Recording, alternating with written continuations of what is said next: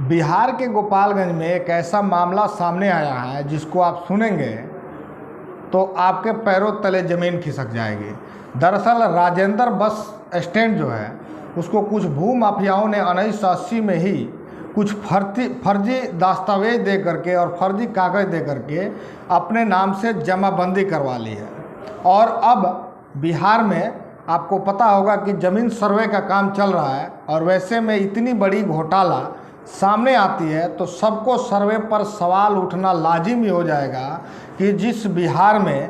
अफसर इतने ज़्यादा करप्ट हैं कि उनको खुद ही समझ में नहीं आता है कि जो सरकारी ज़मीन है उस ज़मीन का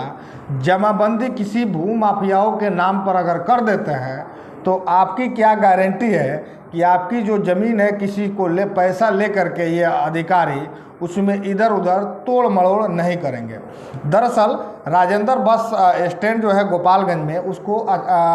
कुछ भू माफियाओं ने फर्जी कागज़ दे करके 1980-81 में ही उसको अपने नाम पर जमाबंदी करवा लिए हैं। और करवाने के बाद जब ये बात सामने आई है अब तो पूरा गोपालगंज में और पूरे बिहार में ये चर्चा का विषय बन गया है कि ये अधिकारी कितने पैसे लूट रहे हैं और कैसे लूट रहे हैं। हालांकि जो नगर परिषद के चेयरमैन हैं हरेंद्र चौधरी, उनका कहना है कि इसकी उच्च स्तरीय जांच होनी चाहिए और जो भी दोषी पाए जाते हैं उसके ऊपर कार्रवाई होनी चाहिए। नगर परिषद की वो ज़मीन है और नगर परिषद की ज़मीन में उन्होंने बहुत सारे काम करवाए हैं। जैसे वहाँ पे बाथरूम भी बना हुआ है, जब आप जाते आते होंगे तो आपको पता होगा कि वहाँ पर उस बस स्टैंड में कुछ दुकानें बनी हुई है जो नगर परिषद बनवाया है और वहाँ पे जो बाथरूम बना हुआ है उसको भी नगर परिषद बनवाया है। और ये काफ़ी लंबे समय से ये काम नगर परिषद करते आ रहा है, लेकिन उसको आज तक नगर परिषद को ये पता नहीं था कि ये ज़मीन जो है कोई अधिकारी कोई सीओ इस ज़मीन को 1980 में ही इसकी जमाबंदी किसी और के नाम पे कर दी है।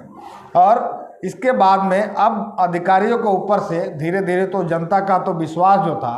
वो उठ ही रहा था। जैसे प्रशांत किशोर कहते हैं ना कि स्कूलों में खिचड़ी बट रही है और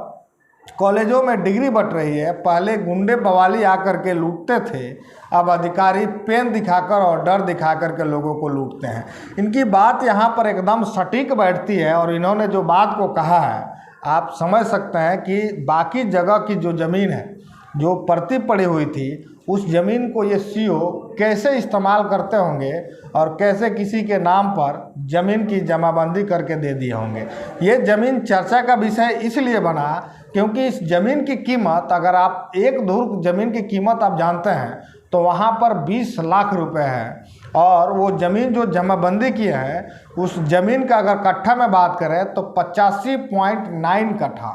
यानी 85 कट्ठा ज़मीन वो करोड़ों की ज़मीन है, अरबों की ज़मीन है। और अरबों की ज़मीन अगर कोई घोटाला कर लेता है और सीओ साहब से अपने नाम पर कागज़ बनवा लेता है तो उस कागज़ के नाम पर वो सीओ कितना पैसा खाया होगा आप उसकी उम्मीद भी नहीं कर सकते हैं। खैर यहाँ पे जो मामला है उस मामले को लेकर के सभी लोग जो है एकदम चौंकने हो गए हैं और सभी लोगों का एक मांग है कि इसकी उच्च स्तरीय जांच होनी चाहिए और जांच में जो भी दोषी पाए जाते हैं उसके ऊपर कार्रवाई होना चाहिए। गोपालगंज के डीएम मकसूद आलम जो है उनका कहना है कि इसकी उच्च स्तरीय जांच करेंगे और जो भी दोषी होगा उसको किसी भी हाल में बख्शा नहीं जाएगा। लेकिन सवाल तो ये उठता ही है